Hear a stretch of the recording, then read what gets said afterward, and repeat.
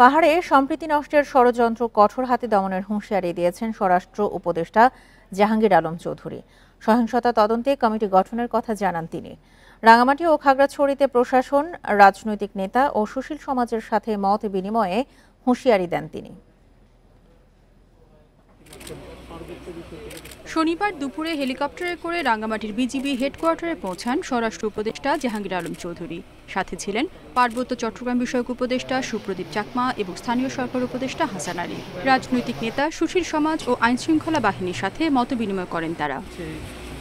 বিদেশ থেকে পাহাড়ে অস্থিরতা তৈরির ষড়যন্ত্র চলছে বলে দাবি স্থানীয় সরকার উপদেষ্টার। পাহাড়ি সম্প্রীতি নষ্টকারীদের বিরুদ্ধে কঠোর হওয়ার হুঁশিয়ারি দেন স্বরাষ্ট্র উপদেষ্টা। আমরা সকলে সম্প্রীতি চাই, কিন্তু কেন জানি না কোথাও একটা ছন্দপতন হচ্ছে, এবং ছন্দপতনের ব্যাপারে প্রত্যেকের মুখে একটি শব্দ উচ্চারিত হয়েছে, ষড়যন্ত্র। যে বাইরের থেকে একটা যেন ষড়যন্ত্র করা হচ্ছে যে আমাদের এই সম্প্রীতিকে নষ্ট করার জন্য। যারা আইন শৃঙ্খলা অবনতি করবে তাদের কোনো অবস্থায় আমরা ছাড় দিব না। আমরা কোনো অবস্থায় তাদের ছাড় দিব না। আমরা কোনো অবস্থায় তাদের ছাড় দিব না। ভবিষ্যতে যদি তারা আবার চেষ্টা করে, তাদের যে হাত, এটা আমরা কিন্তু ভেঙে দিব। এই যারা আইন শৃঙ্খলা অবনতি করতে চায়, আমি আপনাদের কাছে বারবার অনুরোধ করব, আইন শৃঙ্খলা যেন উন্নতি হয়, আপনারা আমাদের সহযোগিতা করবেন। পরে খাগড়াছড়িতে স্থানীয় রাজনৈতিক দল ও প্রশাসনের সাথে মতবিনিময় করেন তিন উপদেষ্টা। এদিকে বৃহস্পতিবার রাত থেকে সংঘর্ষের ঘটনায় এখনো থমথমে দুই জেলার পরিবেশ। 20 সেপ্টেম্বরের রাঙ্গামাটির ঘটনাটা নিয়ে উচ্চ ক্ষমতা সম্পন্ন একটি কমিটি গঠন করা হবে এবং ক্ষয়ক্ষতিগুলো নিরূপণ করা হবে। যারা আহত হয়েছেন তাদের সুচিকিৎসা ব্যবস্থা করতে হবে। যে এই শহরের আমরা পাহাড়ি বাঙালির সকল সম্প্রদায়, সকল গোষ্ঠী মিলে এই শহরের সম্প্রীতি রক্ষা করব। আমরা সকল ঐক্যমত হয়েছে যে আসবে তার বিরুদ্ধে সকলে মিলে কঠোর অবস্থান নেব আমরা। যুগ্ম ছাত্র জনতার ডাকা 72 ঘন্টার অবরোধের জেরে দুই জেলায় বন্ধ রয়েছে দোকান, গণপরিবহন ও নৌ চলাচল। অবরোধে সমর্থন দিয়েছে ইউপিডিএফও। রেশপিনন্দী, ইন্ডিপেন্ডেন্ট নিউজ। পাহাড়ের সহিংসতায় জড়িতদের বিচারের আওতায় আনা হবে এমন আশ্বাস জানিয়ে আইন নিজের হাতে তুলে না নেওয়ার আহ্বান জানিয়েছেন তথ্য ও সম্প্রচার উপদেষ্টা নাহিদ ইসলাম। তিনি বলেন, পাহাড়ি বাঙালিদের মধ্যে বিভেদ সৃষ্টি করে অনেক পক্ষ সুবিধা নিতে চায়। তাদের ঠেকাতে সবাইকে ঐক্যবদ্ধ থাকতে হবে। শনিবার সন্ধ্যায় খাগড়াছড়ির দীঘিনালায় ক্ষতিগ্রস্ত এলাকা পরিদর্শন ও স্থানীয়দের সঙ্গে মত বিনিময় শেষে এ কথা বলেন নাহিদ। বাংলাদেশের কোনো একটি অঞ্চল অশান্তিতে থাকে, যদি সেটা যে কোনো প্রান্তে হোক না কেন, পুরো বাংলাদেশে কিন্তু তার প্রভাব পড়ে। আমরা শান্তিতে থাকতে পারি না। যারা এটার সাথে জড়িত, এই যারা দোকানপাট পুড়িয়ে দিয়েছে, যারা এই হত্যাকাণ্ডের সাথে জড়িত, তাদেরকে কিন্তু আমরা বিচারের আওতায় আনবো। এবং আমরা বারবার ধরে বলছি যে আইন কেউ নিজের হাতে তুলে নেবেন না। রাঙামাটিতে সহিংসতার পর এখনো পুরোপুরি স্বাভাবিক হয়নি পরিস্থিতি। যুগ্ম ছাত্র জনতার ডাকে 72 ঘন্টার অবরোধ চলছে দুই জেলাতেই। এদিকে অবরোধের জেরে সাজেকে আটকা পড়েছেন 1,500 পর্যটক। দ্বিতীয় দিনের মতো খাগড়াছড়ির সাথে রাঙামাটি, ঢাকা ও চট্টগ্রামের সাথে সড়ক যোগাযোগ বন্ধ রয়েছে। এছাড়া খাগড়াছড়ির দীঘিনালা, পানছড়ি, মাটিরাঙ্গা সহ উপজেলাগুলোর মধ্যে সড়ক যোগাযোগ বন্ধ রয়েছে। এদিকে সদর ও দীঘিনালার পরিস্থিতি এখনো থমথমে, বেশিরভাগ দোকানপাট বন্ধ রয়েছে। তবে এখন পর্যন্ত কোথাও কোনো সহিংসতার ঘটনা ঘটেনি। রাঙামাটিতেও এখনো থমথমে পরিবেশ। সদরে বহাল আছে 144 ধারা, খোলেনি বেশিরভাগ দোকানপাট। এছাড়া অবরোধের জেরে সারা দেশের সড়ক যোগাযোগ বন্ধ থাকার পাশাপাশি এক উপজেলাগুলোর সাথে অন্য উপজেলার নৌ চলাচলও বন্ধ রয়েছে।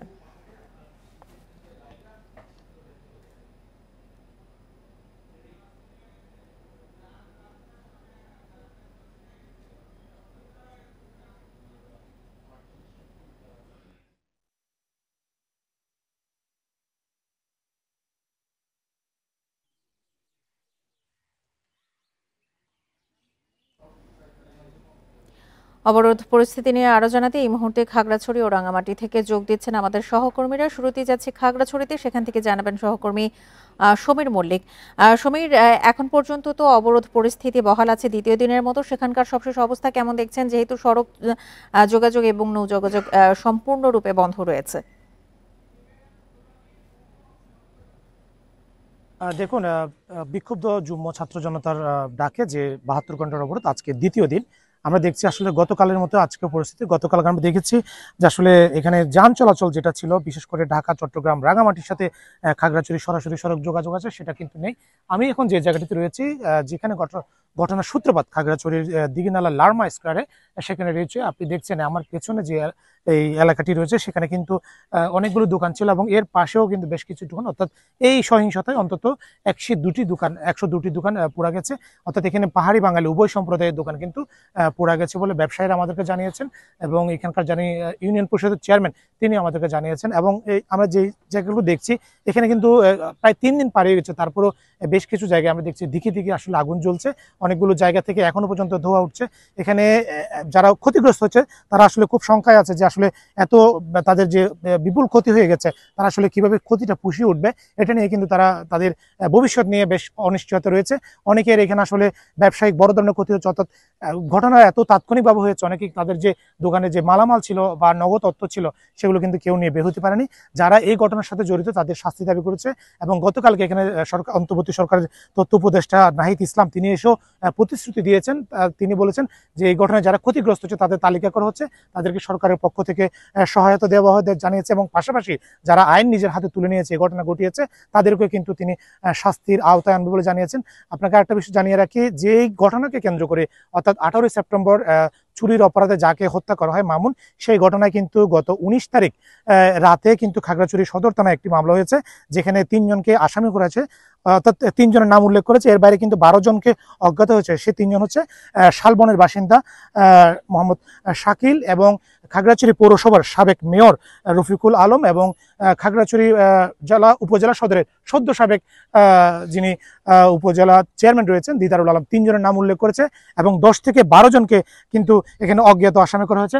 এবং আরেকটা বিষয় জানিয়ে রাখি, খাগড়াছড়ির সাথে বলা যায় যে সবগুলো আন্তঃউপজেলা যে সড়ক যোগাযোগ সেটা কিছুটা এখনো পর্যন্ত মোটামুটি বলা যায় যে বন্ধ রয়েছে এবং দূরপাল্লার যানবাহন যেগুলো যাত্রীবাহী বা পণ্যবাহী যান চলাচল। আরেকটি বিষয় আমাদেরকে জানাবেন যে 1,500 পর্যটক এখনো সেখানে আটকা পড়ে আছেন, তাদের জন্য বিশেষ কোনো ব্যবস্থার কথা জানানো গেছে কিনা? দেখুন, সাজেকের সাথে এখন খাগড়াছড়ির যে সড়ক যোগাযোগ একেবারে বন্ধ এবং আমরা জানি আজকে দেখেছি সকালবেলায় কিন্তু সাজেক সড়কের বেশ কিছু এলাকায় কিন্তু পিকেটাররা কিন্তু তারা অলরেডি ইতিমধ্যে কিন্তু তারা টায়ার জ্বালিয়েছে বা বিক্ষোভ করেছে। অর্থাৎ বলা যায় যে সাজেকের সাথে খাগড়াছড়ির যে সড়ক যোগাযোগ এটা আসলে স্বাভাবিক হওয়ার আমরা কোনো সম্ভাবনা ইতিমধ্যে দেখছি না।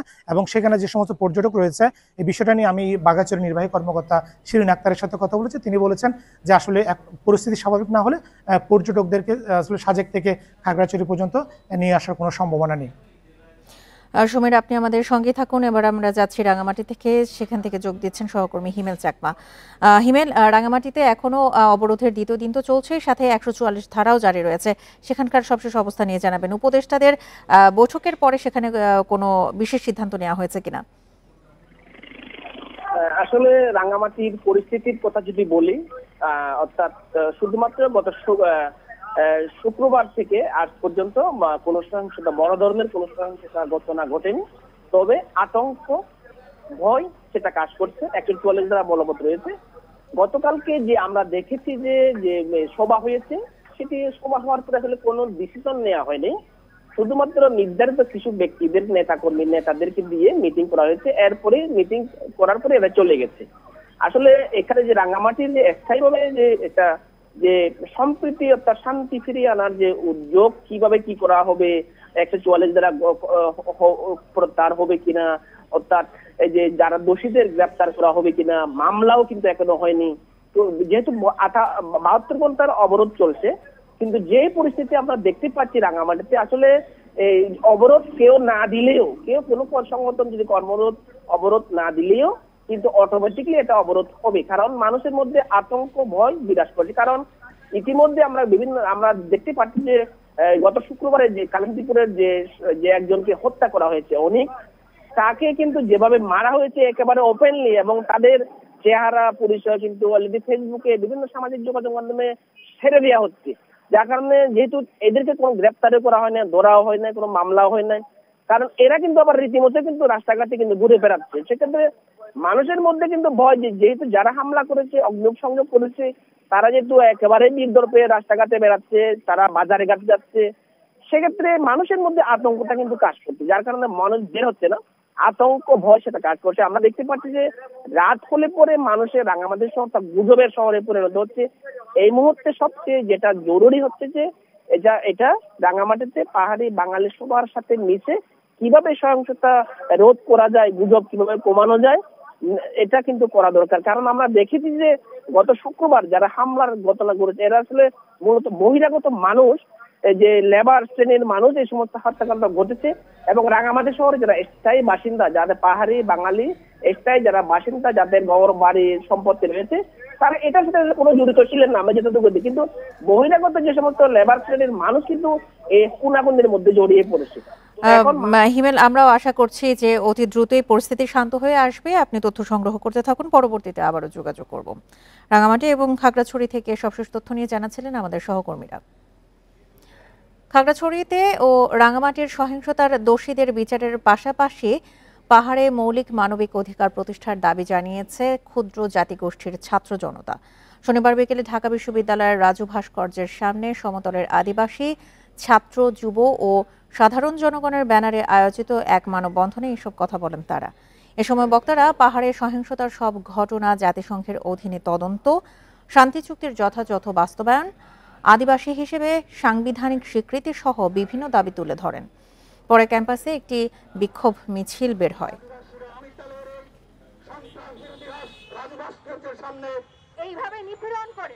আদিবাসীরা এখনো তাদের ন্যূনতম মৌলিক অধিকার থেকে বঞ্চিত। আদিবাসীরা প্রতিনিয়ত নিরাপত্তাহীনতার মধ্যে বসবাস করছে।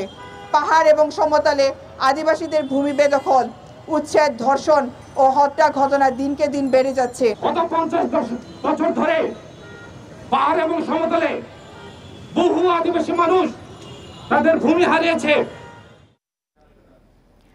24শে সেপ্টেম্বর যুক্তরাষ্ট্রে যাচ্ছেন প্রধান উপদেষ্টা ডক্টর মোহাম্মদ ইউনূস। জাতিসংঘের ৭৯তম অধিবেশনে ভাষণ দেবেন ২৭ সেপ্টেম্বর। পররাষ্ট্র উপদেষ্টা জানান, রাজনৈতিক পট পরিবর্তন ও রাষ্ট্র সংস্কারের পরিকল্পনা তুলে ধরবেন ডক্টর ইউনূস। জাতিসংঘের সাইডলাইনে পাকিস্তান, নেপাল ও নেদারল্যান্ডসের প্রধানমন্ত্রীর সঙ্গে বৈঠক করবেন, তবে দেখা হবে না নরেন্দ্র মোদীর সঙ্গে। এবার জাতিসংঘের অধিবেশনে নেতৃত্ব দেবেন প্রধান উপদেষ্টা। 24 সেপ্টেম্বর 57 জনের প্রতিনিধি দল নিয়ে 3 দিনের সফরে যাচ্ছেন যুক্তরাষ্ট্রে। এ নিয়ে সংবাদ সম্মেলনে পররাষ্ট্র উপদেষ্টা জানান, বিশ্ব দরবারে এক নতুন বাংলাদেশকে পরিচয় করে দেবেন ডক্টর মোহাম্মদ ইউনূস। এবারের অধিবেশনে আমাদের কাছে একটি বিরাট সুযোগ বিশ্ব দরবারে এই বৈষম্যহীন ন্যায়ভিত্তিক বাংলাদেশকে উপস্থাপনের জন্য। 3 দেশের প্রধানমন্ত্রী ছাড়াও জাতিসংঘের মহাসচিব ও যুক্তরাষ্ট্রের পররাষ্ট্রমন্ত্রীর সঙ্গে বৈঠক করবেন প্রধান উপদেষ্টা। তবে এই যাত্রায় দেখা হচ্ছে না ভারতের প্রধানমন্ত্রী নরেন্দ্র মোদীর সঙ্গে। জনাব মোদী একটু আগে চলে আসছেন, আর আমাদের চিফ অ্যাডভাইজার একটু দেরিতে যাচ্ছেন, কাজেই তাদের ওখানে দেখা হওয়ার সম্ভাবনা নেই বলেই মনে হচ্ছে। যথেষ্ট উচ্চ পর্যায় থেকে ভারত থেকেও তো বিভিন্ন সময় অগ্রহণযোগ্য কথাবার্তা হয়েছে, আমরা জানি সেটা। কাজে এটা আমার মনে হয় এতটা গুরুত্ব দিয়ে বিবেচনা না করা উচিত। আর এই কারণে দেখা হচ্ছে না বা উনি দেখা করবেন না, আমার তা মনে হয় না, কারণ আসলেই তো যেহেতু ওভারল্যাপ করছে না টাইম, দেখা হওয়া কঠিন। তবে দ্বিপাক্ষিক বৈঠক হবে পররাষ্ট্র উপদেষ্টা ও ভারতের পররাষ্ট্রমন্ত্রীর মধ্যে। ভারতের সাথে সম্পর্কের ক্ষেত্রে একটু টানাপোড়েন চলছে, এটা কিন্তু স্বীকার করতে হবে প্রথমেই, কারণ সমস্যার সমাধান করতে হলে তো সমস্যার অস্তিত্ব অস্বীকার করলে চলবে না। আমরা অবশ্যই চেষ্টা করবো সেই টানাপোড়েন যাতে আমরা পেছনে ফেলতে পারি এবং একটি সম্পর্ক, ওয়ার্কিং রিলেশন সৃষ্টি হয়। এই সময় এক প্রশ্নের উত্তরে উপদেষ্টা বলেন, পার্বত্য চট্টগ্রামের সংঘাতে তৃতীয় দেশের ইন্ধন নয়, অভ্যন্তরীণ সংকট হিসেবে দেখছে ঢাকা। আমরা এটাকে আমাদের অভ্যন্তরীণ একটা সমস্যা হিসেবে দেখছি এবং সেটা সমাধানের চেষ্টা করছি। পাকিস্তানের প্রধানমন্ত্রীর সঙ্গে বৈঠকে মুক্তিযুদ্ধের অমীমাংসিত ইস্যুগুলো তুলে ধরা হবে কিনা এমন প্রশ্নের উত্তর এড়িয়ে যান পররাষ্ট্র উপদেষ্টা। যখন ফিরে আসবো তখন তো আবার আপনাদের মুখোমুখি হবো। নাফিজাতুল্লাহ, ইন্ডিপেন্ডেন্ট নিউজ, ঢাকা। জনগণের কাছে জবাবদিহিমূলক সরকার প্রতিষ্ঠাই বিএনপির লক্ষ্য বলে মন্তব্য করেছেন বিএনপির ভারপ্রাপ্ত চেয়ারম্যান তারেক রহমান। শনিবার বিকেলে সিরাজগঞ্জে বিএনপির স্মরণ সভার লন্ডন থেকে ভার্চুয়ালি যোগ দিয়ে তিনি আরও বলেন, শুধু সংস্কারে থেমে থাকলেই চলবে না, অর্থনৈতিক মুক্তিও অর্জন করতে হবে। সিরাজগঞ্জে গণতান্ত্রিক আন্দোলনে নিহতদের স্মরণে এনায়েতপুর ইসলামিয়া উচ্চ বিদ্যালয় মাঠে স্মরণ সভার আয়োজন করে বিএনপি। এতে যোগ দেন আশেপাশের এলাকার নেতাকর্মীরাও। সমাবেশে লন্ডন থেকে ভার্চুয়ালি যোগ দেন বিএনপির ভারপ্রাপ্ত চেয়ারম্যান তারেক রহমান। তিনি বলেন, দেশের মানুষের ভাগ্যের পরিবর্তন করতে বিএনপির ৩১ দফা সংস্কারে থেমে থাকলেই চলবে না, জনগণের অর্থনৈতিক মুক্তিও অর্জন করতে হবে। আমরা যদি সঠিকভাবে সঠিক কাজটি করতে সক্ষম হই, তাহলে অবশ্যই একদিকে যেরকম দেশের মানুষের দেশের রাজনৈতিক মুক্তি অর্জন করতে আমরা সক্ষম হব, ঠিক একইভাবে দেশের মানুষের অর্থনৈতিক মুক্তিও আমরা অর্জন করতে সক্ষম হব। আগামীতে ক্ষমতায় যাওয়ার সুযোগ পেলে বিএনপি জনগণের সরকার প্রতিষ্ঠা করবে বলেও জানান তারেক রহমান।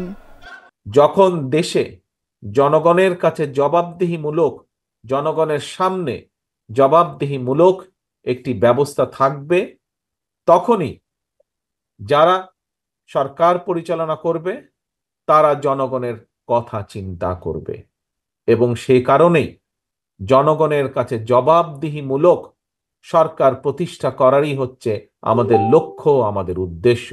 সবাই ঐক্যবদ্ধ হলে দেশকে আরও এগিয়ে নিয়ে যাওয়া সম্ভব বলেও মন্তব্য করেন বিএনপির ভারপ্রাপ্ত chairman. Jahanara Parvin, independent news, Dhaka. বিচারহীনতার সংস্কৃতি থেকে বেরিয়ে আসতে হবে, না হলে রাষ্ট্র সংস্কারের স্বপ্ন বাস্তবায়ন সম্ভব হবে না।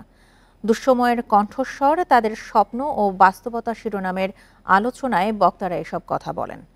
শনিবার দুপুরে রাজধানীতে সেন্টার ফর গভর্নেন্স স্টাডিজ আয়োজিত সভায় বক্তারা বলেন, সরকারের ক্ষমতা ব্যবহারের জবাবদিহিতা থাকতে হবে।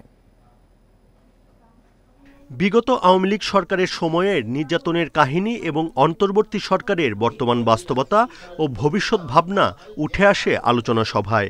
সেখানে বিভিন্ন পেশার মানুষ তুলে ধরেন তাদের অভিজ্ঞতা।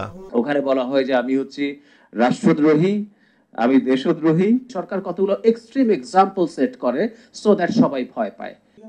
অনুষ্ঠানে অংশ নেন রাজনীতিবিদরাও। বলেন, রাজনীতিবিদদের দম্ভ দেখাতে হয় না, তার প্রমাণ বিগত সরকারের পতন।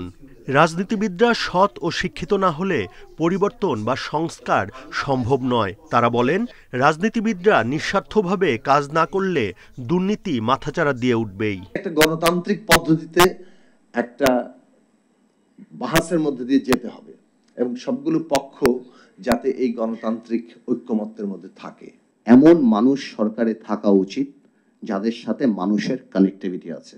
Either that could be politician, সমাজে গ্রহণযোগ্য, অর সামাজিক জায়গা থেকেও যদি আসে। নির্বাচন ব্যবস্থা সংস্কার কমিশনের প্রধান ডক্টর বদিউল আলম মজুমদার বলেন, বিভক্তির রাজনীতির ঊর্ধ্বে উঠতে না পারলে ছাত্র জনতার আন্দোলনের সুফল আসবে না। আর উপদেষ্টা সৈয়দা রিজওয়ানা হাসান বলেন, ক্ষমতার ক্ষেত্রে জবাবদিহিতা নিশ্চিত করার কোনো বিকল্প নেই। সংস্কার সম্ভব, তবে রাষ্ট্রীয় প্রতিষ্ঠানগুলোর ঠিকভাবে কাজ করতে হবে। অন্তর্বর্তীকালীন সরকার সৃষ্টি হয়েছে, গঠিত হয়েছে, তাদের অবশ্যই দায়িত্ব আছে, তাদেরকে তাদের করণীয় করতে হবে, কিন্তু আমাদের নাগরিক হিসাবে আমাদেরও করণীয় করতে হবে। সমাজের প্রতিটা জায়গায় যখন ফ্যাসিজমের দোসররা একেবারে গ্রথিত অবস্থায় আছে, সেখানে ওভারনাইট সবকিছু টান দিয়ে চেঞ্জ করে দেওয়াটা সম্ভব। রাজনৈতিক দলগুলো জাতীয় ঐক্যমত্যের ভিত্তিতে এই অন্তর্বর্তী সরকার থেকে গণতান্ত্রিক ধারায় দ্রুত ফিরবে বলে আশা করেন আলোচকরা। Buddhadeb Kundu, independent news, Dhaka. নদী রক্ষায় বড় সংকট এখন প্লাবনভূমি দখল। কীর্তনখোলা, কর্ণফুলী, গোমতী, বুড়িগঙ্গা সহ ৮ নদীর এই এলাকা দখল করে উঠেছে ১২,৩১২টি স্থাপনা। এতে বর্ষায় ব্যাহত হচ্ছে পানি প্রবাহ, তীব্র হচ্ছে বন্যা। আর এই দৌরাত্ম্যের পেছনে রয়েছে নানা পর্যায়ের প্রভাবশালীরা। মুন্সিগঞ্জ শহরের পাশ ধরে চলা ধলেশ্বরীর ২ তীরে হয়েছে শিল্প কারখানা। ২০১৯-এ ২৫৬টি অবৈধ স্থাপনা চিহ্নিত করে উচ্ছেদ শুরু করার পরেও বন্ধ হয়ে যায় সেই অভিযান। সেখানে এখন অবৈধ স্থাপনা প্রায় ৯০০। নদীরক্ষা কমিশনের সমীক্ষা আরও বলছে, সবচেয়ে বেশি দখল বরিশালের কীর্তনখোলায়, এরপরই চট্টগ্রামের কর্ণফুলী, কুমিল্লার গোমতী, ঢাকার বুড়িগঙ্গা, ধলেশ্বরী তুরাগ ও পার্বত্য এলাকার বাঁকখালী ও সাঙ্গু নদী। সারা দেশে নদী দখলদার প্রায় ১ লাখ। মন্ত্রী বাহাদুরগণ তো ছিলেনই, তাদের কিন্তু সহযোগিতা ছিল না, এবং তার মধ্যে অনেকেই ছিলেন বাস্তবিকই আমরা দেখেছি ২-১ জন, তারা নিজেরাই এবং তাদের নিজেদের লোকজন তারা নদী দখল করে কোথাও কোথাও আছেন। এবং আমি দুই একটা উপজেলায় দেখতে গিয়ে বাধাপ্রাপ্ত হয়েছি, এসে বলেছে আপনি উপজেলায় গিয়েছেন নদী দেখতে, উপজেলায় যেতে হবে না। গবেষকেরা বলছেন আইন অনুযায়ী নদীর সর্বোচ্চ সীমা থেকে 150 ফুট পর্যন্ত প্লাবনভূমি, অথচ এই অংশে দখল সবচেয়ে বেশি। এতেই বাড়ছে বন্যার তীব্রতা। নদীর যে প্রস্থ এবং গভীরতা প্লাবনভূমির দুটোই কমে যাচ্ছে, আমি বলবো যে দ্রুত কমে যাচ্ছে এবং মারাত্মকভাবে কমে যাচ্ছে, যার কারণে নদীর রিজার্ভার বা ধারণ ক্ষমতা কমে যাচ্ছে। এতে করে হচ্ছে কি, বর্ষার সময় যখন অনেক পানি আসে তার ধারণ ক্ষমতা যদি কমে যায়, নদীর তলায় বা নদীর গভীরতা যদি কমে যায়, স্বাভাবিকভাবে পানি তার জায়গা নেবে এবং পানির উচ্চতা বাড়বে। এতে করে কিন্তু বন্যার উচ্চতা বেড়ে যাচ্ছে বা বন্যার তীব্রতা বেড়ে যাচ্ছে। কমিশনের হিসেবে দেশে নদী আছে 1008টি। এ নিয়ে প্রশ্ন ওঠায় কাজ শুরু করেছে পানি উন্নয়ন বোর্ড। প্রকৃত সংখ্যা জানা যাবে নভেম্বর নাগাদ। Shahriar Anirban, independent news, Dhaka. এ বিষয়ে আলোচনা করতে আমাদের সাথে যোগ দিচ্ছেন রিভার অ্যান্ড ডেল্টা রিসার্চ সেন্টারের চেয়ারম্যান মোহাম্মদ এজাজ। জনাব মোহাম্মদ এজাজ, আপনাকে স্বাগত জানাচ্ছি বিরতিহীন ইন্ডিপেন্ডেন্ট সংবাদে। আজকে আমরা যে প্রতিবেদনটি দেখালাম মাত্রই, আপনি নিশ্চয়ই দেখেছেন, যেমনটি দেখছি যে 8টি নদীর 2 তীরে অবৈধ স্থাপনা প্রায় 12,000-এরও বেশি। এগুলো সরিয়ে নেওয়া কি সম্ভব কিনা আমাদের? অবশ্যই সম্ভব হবে না কেন? কারণ রাষ্ট্র যদি চায়, যে কোনো সময় যে কোনো রাষ্ট্র হচ্ছে পাওয়ারফুল তো কেউ নাই, এবং এই দখলগুলো তো অতীতে রাষ্ট্রীয় দখল মানে তত্ত্বাবধানে দখল হয়েছে আমি বলবো। কারণ এই যে দখলদারদের লিস্ট দেওয়া হয়েছে, এরা সবাই আওয়ামী লীগের ছত্রছায়ায় এই দখলগুলো করেছে। আপনারা জানেন বুড়িগঙ্গার পাড়ে যে এই যে পাওয়ার প্ল্যান্টটির কথা, এটা আসলামুল হক করেছে, একটা বড় পাওয়ার প্ল্যান্ট, সেটা আওয়ামী লীগের এমপি ছিলেন। এছাড়া যেসব দখলদারদের লিস্ট আমরা লক্ষ্য করেছি, এটা সকলেই দলে ওই সময়কার রাজনৈতিক প্রভাবশালী, এবং এই সরকার তো এসছে মাত্র 1 মাস হলো। স্বাভাবিকভাবেই রাষ্ট্রীয় তত্ত্বাবধানে আমরা বলবো, কিংবা রাষ্ট্রীয় সুযোগ নিয়ে তো তারা এই দখলবাজিটা করেছে। নদী হাওর যে দখল আমরা দেখি, কিন্তু দুর্বল মানুষরা কিংবা গরিবরা তো দখল করতে পারে। দখলদাররা সবসময় শক্তিশালী এবং স্থানীয় রাজনীতির সাথে। তাহলে এই সংকট কাটাতে কি ধরনের উদ্যোগ নেওয়া যেতে পারে? প্রথম হচ্ছে এই রাষ্ট্রকে নির্মোহ হতে হবে। গত 15 বছরে আমরা যে ফ্যাসিবাদী রাষ্ট্র ব্যবস্থা দেখেছি, সেখানের মধ্যে কোনো ধরনের আইন কানুন ছিল না। শেখ পরিবারের কাছে হলেই সে যা ইচ্ছে তা করতে পারে। তা এখন যেহেতু জুলাইয়ের অভ্যুত্থানের পরে একটি নতুন অবস্থা বিরাজ করছে, আমরা মনে করব যে এখনকার যারা দায়িত্বে আছেন তারা নির্মোহভাবে প্রথমেই বাংলাদেশের যে প্রাকৃতিক সম্পদগুলো আছে সেগুলোকে উদ্ধারের জন্য সচেষ্ট হবেন। আমরা আশাবাদী, কারণ নদী এবং পরিবেশ এবং পানি নিয়ে কাজ করছেন সৈয়দ রিজওয়ানা হাসান, তিনি অনেক স্পষ্টবাদী, এবং তিনি তো একসময় এই আন্দোলন সংগ্রাম আমাদের সাথেই করেছেন। তো সুতরাং এটি একটি বিষয়। দ্বিতীয় হচ্ছে আমরা মনে করি যেহেতু লিস্ট করা আছে, এই লিস্টটি এই প্রতিবেদনে যেটি এসছে তার থেকে অনেক বেশি। পানি উন্নয়ন বোর্ডের একটি লিস্ট আছে, সেখানে 20,000 দখলদার শুধু ঢাকার তুরাগের পানি আছে। সুতরাং দখলদার অনেক, তো এদেরকে উচ্ছেদ করতে হবে। মোহাম্মদ এজাজ, আমরা দেখছি যে নদী কমিশনের যে হিসাব, সেই তথ্য মতে দেশে 1008টি নদী রয়েছে। এর মধ্যে কোনো নদী কি স্বাভাবিক অবস্থায় এখনো আছে? আমাদের একটি গবেষণা আছে, আমরা দেখেছি যে নদী লিস্টে সামান্য একটু কম বেশি হতেই পারে, কারণ একই নদী বিভিন্ন জায়গায় বিভিন্ন নামে আছে। মুক্তিযুদ্ধকালীন সময়ে বাংলাদেশের নদী ছিল 1274, এবং গত 50 বছরে আমাদের দেশে প্রায় 500টি নদী নাই। বর্তমানে যখন এই যে আমাদের এখন একটা ড্রাই সিজন চলছে, নভেম্বর ডিসেম্বরে আমরা আসলে প্রবাহমান নদী পাবো 500-রও কম। এবং বড় যে নদীগুলো আছে, পানি উন্নয়ন বোর্ডের যে তালিকাভুক্ত যে 220-30টি নদী আছে, এগুলোর মধ্যেই শুধু পানি থাকে, বাকি সময় পানি থাকে না। এটির একটি বড় কারণ হচ্ছে, আপনারা জানেন যে আজকে যে বিশ্ব নদী দিবস, সেই বিশ্ব নদী দিবসের যে প্রতিপাদ্য, সেটা হচ্ছে আন্তঃসীমান্ত নদী এবং আমাদের অধিকার। সুতরাং আমাদের বাংলাদেশের যত পানি আসে নদীতে, তার 60%-এর বেশি পানি কিন্তু ভারত থেকে আসে, যে আন্তঃসীমান্ত নদীগুলো আছে তার থেকে আসে। এবং ভারত এই নদীগুলোর উপরে ফারাক্কাতে যেরকম বারাজ দিয়েছে, একইভাবে বিভিন্ন পয়েন্টে ছোট ছোট অনেক হাইড্রো স্ট্রাকচার, ওয়াটার স্ট্রাকচার কিন্তু তারা তৈরি করেছে 50 বছর। এবং এগুলো যখন তৈরি হয়েছে, তখন আমাদের বাংলাদেশ থেকে যারাই ক্ষমতায় ছিলেন, কেউই কিন্তু এগুলো নিয়ে কোনো কনসার্ন দেয়নি, কথা বলে না বলার কারণে 1200 নদী শুষ্ক মৌসুমে 200 নদীতে রূপান্তরিত হয় কিংবা 250 নদীতে রূপান্তরিত হয়। সুতরাং আমরা নদী যখন প্রবাহ থাকে না তখন স্বাভাবিকভাবে নদীগুলো শুকিয়ে যায়, নদীর পাড়ের ফ্লাড প্লেন গুলো শুকিয়ে যায়, এগুলোকে দখল করা অনেক সহজ হয়ে যায় এবং স্থানীয় যারা আছেন তারাও অনেক বেশি দখলদারিত্বে তখন মানে আরো উৎসাহিত হন। সুতরাং আন্তঃসীমান্ত নদীগুলোর অধিকার যদি আমরা ঠিকমতো না আদায় করতে পারি, ভারতের সাথে যদি আমি নতজানু নীতি নিয়ে যদি বসে থাকি, তাহলে কিন্তু বাংলাদেশে এখন 200-250টি নদী আছে, এটা আসলে এক দেশের নদীও থাকবে না, তখন আমাদের অস্তিত্ব আমরা আসলে বিপন্ন হই। সুতরাং আমাদের ফরেন পলিসির প্রথম এজেন্ডা ভারতের সাথে আমাদের হতে হবে ইলিশ কূটনীতি না, ভারতের সাথে আমাদের হতে হবে পানি কূটনীতি। এটা হবে আমাদের প্রায়োরিটি, কারণ পানি না থাকলে তো বাংলাদেশের মানুষ বাঁচবে না আমাদের। এবং পানি অন্য সময় যদি বেশি পানি আসে, আপনি দেখবেন যে এই গত 2-3 মাস আগে ধরে এবং যে বাংলাদেশে বড় একটি ক্রাইসিস চলছিল, যে বন্যা, আকস্মিক বন্যা, সেটাও তো আন্তঃসীমান্ত নদীর কোঅপারেশন এবং কোঅর্ডিনেশনের অভাবের কারণে হয়েছে। মোহাম্মদ এজাজ, আমরাও আশা করি শুধু এই বিশ্ব নদী দিবস উপলক্ষে একদিনের জন্য না, বরং আমরা যেন এই নদীগুলো দখল থেকে উদ্ধার করে পুনরায় আবার পূর্বের রূপে ফিরিয়ে দিতে পারি এবং স্বাভাবিক একটি জীবনযাত্রায় আবার ফিরে আসতে পারি। আপনাকে অসংখ্য ধন্যবাদ আমাদেরকে সময় দেওয়ার জন্য। দুর্গাপূজা উপলক্ষে ভারতে 3000 টন ইলিশ মাছ রপ্তানির অনুমোদন দিয়েছে বাণিজ্য মন্ত্রণালয়। শনিবার এই বিষয়ে নির্দেশনা জারি করা হয়েছে। এতে বলা হয়েছে, দুর্গাপূজা উপলক্ষে বিভিন্ন রপ্তানিকারকদের আবেদনের পরিপ্রেক্ষিতে শর্ত পূরণ সাপেক্ষে 3000 টন ইলিশ ভারতে রপ্তানি করা যাবে। এতে আরও বলা হয়, 24শে সেপ্টেম্বর দুপুর 12টার মধ্যে রপ্তানিকারকদেরকে প্রয়োজনীয় কাগজপত্র সহ বাণিজ্য মন্ত্রণালয়ে আবেদন করতে হবে। এক্ষেত্রে মৎস্য অধিদপ্তর থেকে মাছ ব্যবসার সনদ, ট্রেড লাইসেন্স, আয়কর সনদ সহ মোট 10টি শর্ত পূরণ করতে হবে।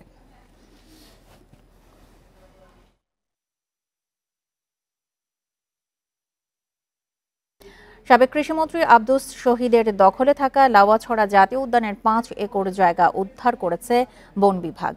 উদ্ধারকৃত জায়গায় লাগিয়েছে ফলদ ও বনজ গাছের চারা। লাওয়াছড়া বনের সব অবৈধ দখলদারদের উচ্ছেদের দাবি স্থানীয়দের। সম্প্রতি মৌলভীবাজারের কমলগঞ্জের সংরক্ষিত বনভূমি লাওয়াছড়া জাতীয় উদ্যানের জমি উদ্ধারে কাজে নামে বন বিভাগ। অভিযানে নেমে ডরমেটরি এলাকার 5 একরের এই জমিটি দখলমুক্ত করে। অবৈধভাবে দখল করে এখানে লেবু বাগান করেছিলেন সাবেক কৃষিমন্ত্রী আব্দুস শহীদ। স্থানীয়দের অভিযোগ, ক্ষমতার অপব্যবহার করে তিনি জমি দখল করেন। এই স্থানীয় এমপি সাহেব ক্রয় করে রাখছে, ওনার লোকজন এটা দেখাশোনা করতো আর কি। আর এই সাইডে ওনার চা বাগান, যার সাথে এটাও করতো আর কি, পরিচর্যা করতো। এখন আমরা কর্তন করে চারা লাগাই দিছি। স্থানীয় মন্ত্রী মহোদয় আছে, ওনার আন্ডারে এটা আছে। এরপর থেকে কয়েকদিন আগে এটা আমরা বেদখল থেকে উদ্ধার করে আমরা চারা রোপণ করে দিচ্ছি। দখলগুলো আছে সবকিছু উদ্ধার করিয়া বন্যপ্রাণী খাবারের গাছ লাগানো কিংবা আবাসস্থান তৈরি করলে লাগাছড়ার জন্য বন্যপ্রাণীর জন্য ভালো। বন বিভাগের দাবি, আওয়ামী লীগ সরকার ক্ষমতায় থাকাকালে তারা জমি উদ্ধারের উদ্যোগ নিলেও সফল হননি। বর্তমানে উদ্ধারকৃত জায়গায় 9 প্রজাতির প্রায় 5000 ফলদ ও বনজ গাছের চারা লাগানো হয়েছে। 5 একর জায়গা এখানে অনেকটা বেদখলে ছিল। জায়গাটাকে আমরা বিভিন্ন বন্যপ্রাণী উপযোগী, খাদ্য উপযোগী এবং তার বসবাস উপযোগী কিছু প্রজাতির চারা দিয়ে আমরা প্রায় 9 প্রজাতির চারা দিয়ে আমরা এই জায়গাটা পুনরুদ্ধার করেছি। লাউয়াছড়া জাতীয় উদ্যানের চারপাশে আরও জমি অবৈধভাবে দখল করে রেখেছে ভূমিদস্যুরা। সেগুলো উদ্ধারের দাবি স্থানীয়দের। Independent news. চট্টগ্রামে বাড়ছে ডেঙ্গু আক্রান্ত রোগী ও মৃত্যুর সংখ্যা। সেপ্টেম্বরেই মারা গেছে 4 জন। পরিস্থিতি বিবেচনায় আলাদা ওয়ার্ড খোলার সিদ্ধান্ত নিয়েছে চট্টগ্রাম মেডিকেল কর্তৃপক্ষ। এদিকে গত 24 ঘন্টায় দেশে ডেঙ্গুতে আক্রান্ত হয়ে 843 জন হাসপাতালে ভর্তি হয়েছেন, আর একজনের মৃত্যু হয়েছে। এ নিয়ে চলতি বছর ডেঙ্গুতে মৃত্যু 122 জনের। চট্টগ্রামে 8 মাসে ডেঙ্গুতে মারা গেছেন 12 জন। এর মধ্যে কেবল সেপ্টেম্বরে মারা গেছেন 4 জন। গেল 2 মাস ধরে চট্টগ্রাম মেডিকেল কলেজ হাসপাতালের মেডিসিন ওয়ার্ডে বাড়ছে ডেঙ্গু রোগী। বর্তমানে ভর্তি আছেন 45 জন। আবার পরীক্ষা করা বললে ওষুধ চলে, স্যালাইনের প্যারাসিটামল চলে যেরকম, আর কিছু নয়। মোটার ওষুধ ছিটাই কিংবা এখানে হসপিটালও কিন্তু ছিটাচ্ছে না। যদি ছিটায় তাহলে এই মহামারী রোগ থেকে মানুষ মনে করেন অন্তপক্ষে কিছুটা রেহাই পাবে। মশার ওষুধও ছেটানো হচ্ছে। আমার মনে হচ্ছে এডিস মশা হয়তো বৃদ্ধি পাচ্ছে এবং দুপুরের দিকে এবং রাতের দিকে পশ্চিম বাকলিয়া ডিসি রোডের এলাকায় খুবই মশার উপদ্রব। ডেঙ্গু পরিস্থিতি সামাল দিতে এরই মধ্যে বিশেষ ওয়ার্ড চালু করেছে চট্টগ্রাম মেডিকেল কলেজ কর্তৃপক্ষ। মজুদ আছে পর্যাপ্ত কিট সহ ওষুধপত্র। হাসপাতালে ডেঙ্গুর পর্যাপ্ত ব্যবস্থা রয়েছে। একটা হচ্ছে ডেঙ্গু আইসোলেশন ওয়ার্ড করা হয়েছে এবং যে সমস্ত এখানে যদি জায়গা না হয় তাহলে আমরা প্রত্যেকটা ওয়ার্ডে ডেঙ্গুর আলাদা কর্নার করেছি। ডেঙ্গুর পর্যাপ্ত পরিমাণ কিট আছে। তারপর হচ্ছে এখানে নর্মাল স্যালাইন যেটা ফ্লুইড ম্যানেজমেন্ট যেটা বেশি জরুরি, এটার জন্য নর্মাল স্যালাইনের পর্যাপ্ত ব্যবস্থা আছে। ডেঙ্গুতে মৃত্যু ও জটিলতা এড়াতে সময়মতো রোগীর চিকিৎসা শুরুর উপর জোর দিচ্ছেন চিকিৎসকরা। জাতীয় ওষুধ ছাড়া অন্য কোনো ওষুধ জ্বর কমানোর জন্য আমরা নিব না। আমরা অনেক সময় দেখি যে ডাইক্লোফেন বা অন্যান্য ব্যথার ওষুধ যেগুলো জ্বর কমানোর জন্য ইউজ করা হয়, অনেক সময় গ্রাম্য চিকিৎসক অথবা নিজেরাই জ্বর বেশি হলে এটা দিয়ে দেয়। এটা কিন্তু খুব খারাপ পরিণতি হতে পারে। চলতি মৌসুমে চট্টগ্রামে ডেঙ্গু আক্রান্ত হয়েছেন 986 জন। এর মধ্যে 565 জন নগরীর বাসিন্দা, বাকিরা বিভিন্ন উপজেলার। Ahsan Riton, Independent News, Chittagong. Dengue পরিস্থিতি নিয়ে আরো জানাতে চট্টগ্রাম ও সিলেট থেকে যোগ দিচ্ছেন আমাদের সহকর্মীরা। শুরুতেই যাচ্ছে চট্টগ্রামে, সেখান থেকে জানাবেন সহকর্মী আব্দুল্লাহ রাকিব। রাকিব, চট্টগ্রামের ডেঙ্গু পরিস্থিতি নিয়ে জানাবেন। আর আরেকটি বিষয় সবচেয়ে উদ্বেগজনক যেটি, যে শুধু চিকিৎসকের শরণাপন্ন যারা হচ্ছেন তাদের তথ্যই আমরা জানি, অনেকেই কিন্তু বাড়িতে থেকেও ডেঙ্গুতে আক্রান্ত হচ্ছেন এবং ডেঙ্গুর লক্ষণও বদলেছে। তারা কিন্তু পরিসংখ্যানের বাইরেই থেকে যাচ্ছেন। এর জন্য কি এই ডেঙ্গুর ভয়াবহ পরিস্থিতিতে সিটি কর্পোরেশন থেকে কোনো উদ্যোগ নেওয়া হয়েছে কিনা?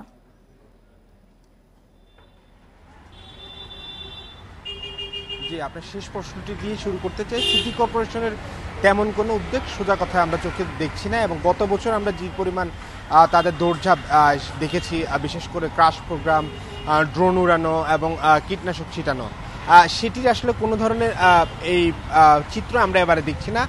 সেটি আসলে বলা চলে, কারণ একটি পরিবর্তিত পরিস্থিতির মাধ্যমে সিটি কর্পোরেশন এখন প্রশাসক নিয়োগের মাধ্যমে কাজ করছে। ফলে একটু স্থবিরতা আছে সিটি কর্পোরেশনের যে মশক নিয়ন্ত্রণ শাখা রয়েছে বা পরিচ্ছন্নতা ডিপার্টমেন্ট, সেটির মাধ্যমে। তবে নগরবাসীও বলছে যে মশক ছিটানোর কাজ বা ফগার বা লার্ভাসাইড যে ছিটানোর কাজগুলো, সেটি আসলে যথাযথভাবে হচ্ছে না, যার ফলে মশার উপদ্রব বেড়েছে, বিশেষ করে ডেঙ্গু মশার উপদ্রব বেড়েছে, ফলে মানুষ ডেঙ্গু আক্রান্ত বাড়ছে। আপনি যে কথাটি বলছেন লক্ষণ, ডেঙ্গুর লক্ষণও দিনে দিনে পরিবর্তন হচ্ছে, এবং যেটি হাসপাতালে যে মানুষজন আসছে, যারা ভর্তি হচ্ছে, সেগুলো আসলে পরিসংখ্যান আসছে, কিন্তু বাড়িতে থেকে বেশিরভাগ মানুষ চিকিৎসা নিচ্ছে। বেশিরভাগ আমরা যে কথাটি বলতে পারি, চট্টগ্রামে যে সেপ্টেম্বরে 7 জন মানুষ ডেঙ্গুতে মারা গিয়েছে, যার মধ্যে 5 জনই নারী, এবং এই নারীদের ক্ষেত্রে আসলে যারা সর্বশেষ অবস্থায় তারা হাসপাতালে আসছেন, এবং চিকিৎসকরা বলছেন যে নারীদের ক্ষেত্রে আসলে তারা চিকিৎসার বিষয়ে একটু অবহেলা রয়েছে, উদাসীনতা রয়েছে, যেহেতু পরিবারের অন্যান্যদের বিষয়গুলো তাদেরকে সামাল দিতে হয়। ফলশ্রুতিতে তারা আসলে তাদের নিজেদের প্রতি খেয়ালটা খুব একটু রাখেন না। ফলে পরিস্থিতি যখন আসলে নিয়ন্ত্রণের বাইরে চলে যায়, তখনই তারা হাসপাতালের শরণাপন্ন বা চিকিৎসকের শরণাপন্ন হন। ফলে সেই মুহূর্তে আসলে রুগীকে বাঁচানো বা রুগীকে আগের জায়গায় ফিরিয়ে নিয়ে আসা, সুস্থতার দিকে ফিরিয়ে নিয়ে আসা, সেটা অনেকটাই কঠিন হয়ে যায়। শিশুদের ক্ষেত্রেও আমরা একই অবস্থা দেখছি। শিশুদের লক্ষণ বা উপসর্গগুলো প্রথমে সাধারণ জ্বর হিসেবে অভিভাবকরা মনে করে। তো সব মিলিয়ে বলা চলে চট্টগ্রামে ডেঙ্গু পরিস্থিতি ক্রমেই অবনতির দিকে যাচ্ছে, এবং সেক্ষেত্রে সর্বমহলেই বলা হচ্ছে যে মশক নিয়ন্ত্রণ কর্মসূচিকে আরও বেশি বেগবান করার জরুরি। আব্দুল্লাহ রাকিব, আপনি সঙ্গে থাকুন। এবার আমরা যাচ্ছি সিলেটের সহকর্মী রানা মজুমদারের কাছে। রানা, আপনি চট্টগ্রামের তথ্য শুনছিলেন, সিলেটে কি অবস্থা দেখতে পাচ্ছেন? বিশেষ কোনো কর্মসূচি নেওয়া হয়েছে কিনা, আর চিকিৎসকরা কি পরামর্শ দিচ্ছেন এই অবস্থাতে?